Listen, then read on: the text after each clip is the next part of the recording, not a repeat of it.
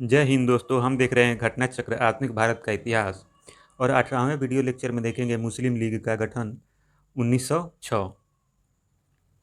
अक्टूबर 1906 में आगा खां तृतीय के नेतृत्व में मुस्लिमों के शिमला प्रतिनिधि मंडल ने एक ऐसी केंद्रीय मुस्लिम सभा बनाने का विचार किया जिसका उद्देश्य मुसलमानों के हितों का संरक्षण हो।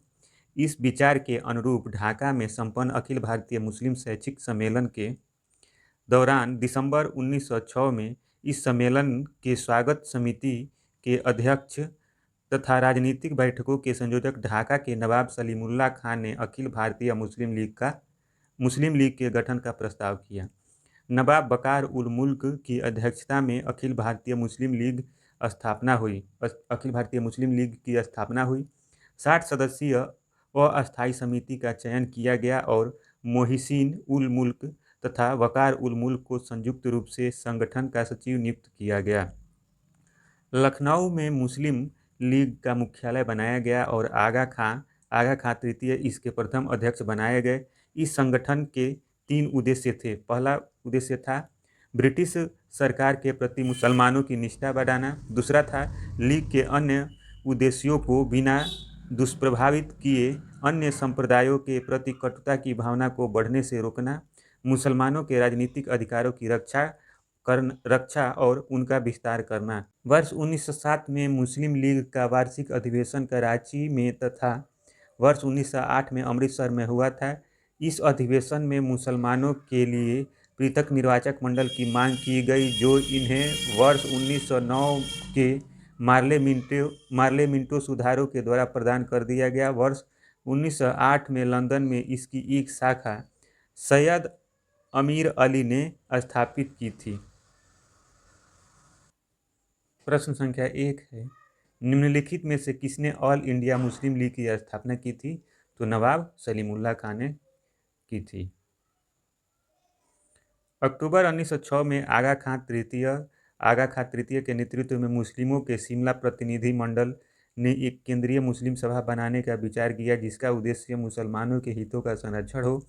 इसी विचारण के अनुरूप ढाका में संपन्न अखिल भारतीय मुस्लिम शैक्षिक सम्मेलन के दौरान दिसंबर 1906 में इस सम्मेलन के स्वागत समिति के अध्यक्ष तथा राजनीतिक बैठकों के संयोजक ढाका के नवाब सलीमुल्लाह खान ने अखिल भारतीय मुस्लिम लीग के गठन का प्रस्ताव किया। नवाब बकार उल मुल्क की अध्यक्षता में अखिल भारतीय मुस्लिम लीग की स्थापना हुई। 60 सदस्यीय अस्थायी समिति का चयन किया गया और मोहिसीन उल मुल्क तथा वकार उल मुल्क को संयुक्त रूप से संगठन का संयुक्त सचिव नियुक्त किया गया।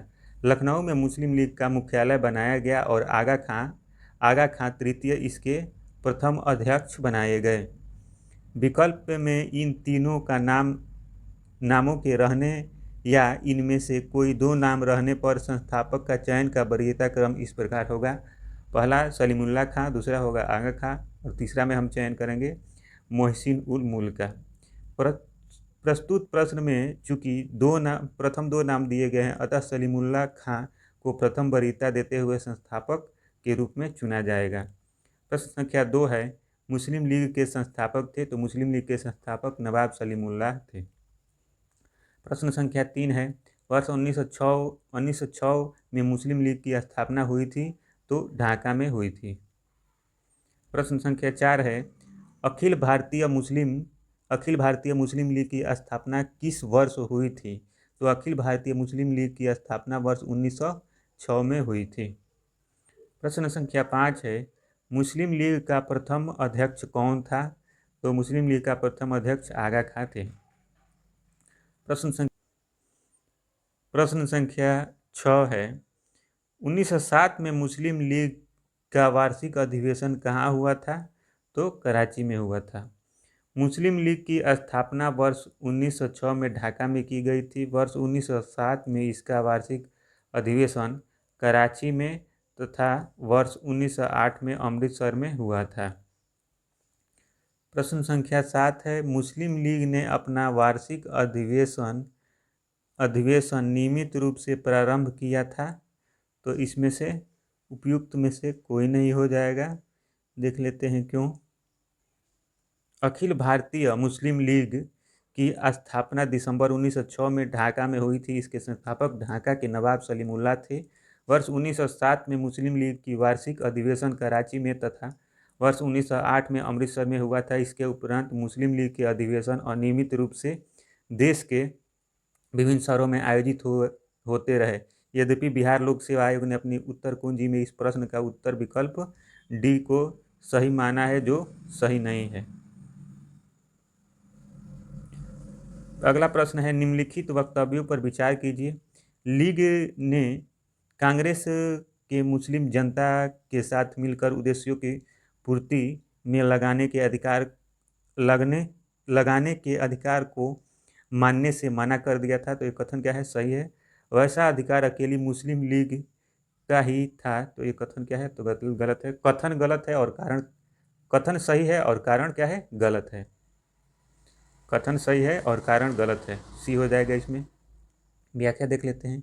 लीग ने कांग्रेस के मुस्लिम जनता के साथ मिलकर उद्देश्य पूर्ति में लगाने के अधिकार को मानने से इनकार कर दिया, क्योंकि लीग अपने आप को मुसलमानों का प्रतिनिधित्व करने वाली एकमात्र संस्था मानती थी। इस प्रकार कथन ये सत्य है, किंतु यह अधिकार अकेली मुस्लिम लीग का ही था। कारण गलत है। प्रश्न संख्या 9 है, भारतीय स्वाधीनता संघर्ष के संदर्भ में निम्नलिखित में से कौन सा कथन सही नहीं है? हकीम अजमल खां राष्ट्रवादी तथा चरमपंथी अहरार आंदोलन शुरू करने वाले नेताओं में से थे। यह कथन सही है। भारतीय राष्ट्रीय कांग्रेस के गठन के समय सर सैयद अहमद खान ने इसका विरोध किया था। ये भी कथन क्या है? सही है। 1906 में गठित अखिल भारतीय मुस्लिम लीग ने बंगाल के विभाजन और अलग निर्वाचक समूह बनाए जाने का प्रबल विरोध किया। यह कथन गलत है। मौलाना बरकतुल्लाह और मौलाना अब्दुल्ला सिंधी काबुल में भारत की अंतःकालीन सरकार का गठन करने वाले में से थे। ये कथन भी सही है। तो यहाँ कथन सी क्या है? सही नहीं है। लॉर्ड कर्जन की प्रेरणा से ढाका के नवाब सलीमुल्लाह ने बंगाल विभाजन समर्थक आंदोलन का नेतृत्व किया। इन गतिविधियों की पृष्ठभूमि में 30 दिसंबर 1906 को ढाका की एक बैठक का आयोजन किया गया, जिसमें अखिल भारतीय मुस्लिम लीग नामक एक राजनीतिक संगठन की स्थापना करने का निर्णय लिया गया। इस संगठन के 3 उद्देश्य थे। पहला, ब्रिटिश सरकार के प्रति मुसलमानों की निष्ठा बढ़ाना। दूसरा है, लीग के अन्य उद्देश्यों को बिना दुष्प्रभावित किए अन्य संप्रदायों के प्रति कटुता की भावना बढ़ने से रोकना। मुसलमानों के राजनीतिक अधिकारों की रक्षा और उनका विस्तार करना। प्रश्न संख्या 10 है, वर्ष 1906 में मिंटो से शिमला में मिले मुसलमानों का शिष्टमंडल ने प्रार्थना की। तो मुसलमानों के लिए पृथक निर्वाचक वर्ग के लिए। 1 अक्टूबर 1906 को आगा खां तृतीय के नेतृत्व में मुसलमानों के एक शिष्टमंडल तत्कालीन वायसराय लॉर्ड मिंटो से शिमला में मिला। शिष्टमंडल ने प्रांतीय, केंद्रीय एवं अस्थायी निकायों में निर्वाचन हेतु मुसलमानों के लिए विशिष्ट स्थिति की मांग की। इस मांग के जवाब में मिंटो ने मुसलमानों को आश्वासन देते हुए कहा कि उनके राजनैतिक अधिकारों और हितों की भारत में रक्षा की जाएगी। प्रश्न संख्या 11 है, सन 1908 में अखिल भारतीय मुस्लिम लीग की एक लंदन शाखा स्थापित हुई थी। तो अमीर अली की अध्यक्षता में स्थापित हुई थी। मुस्लिम लीग की एक मुख्यालय लखनऊ में था। मुस्लिम लीग का मुख्यालय लखनऊ में था। अन्य कई स्थानों पर भी इनकी शाखाएं स्थापित की गई। वर्ष 1908 में लंदन में इसकी एक शाखा सैयद अमीर अली ने स्थापित की थी। प्रश्न संख्या 12 है, मुसलमान यदि खुश और संतुष्ट है तो भारत में ब्रिटिश शक्ति की महत्तम बचाव होगा। यह किसने लिखा है? तो यह लिखा है, यह W. हंटर ने लिखा है। W. हंटर ने अपनी पुस्तक द इंडियन मुसलमान्स में लिखा था, मुसलमान यदि खुश और संतुष्ट है तो भारत में ब्रिटिश शक्ति का महत्तम बचाव होगा।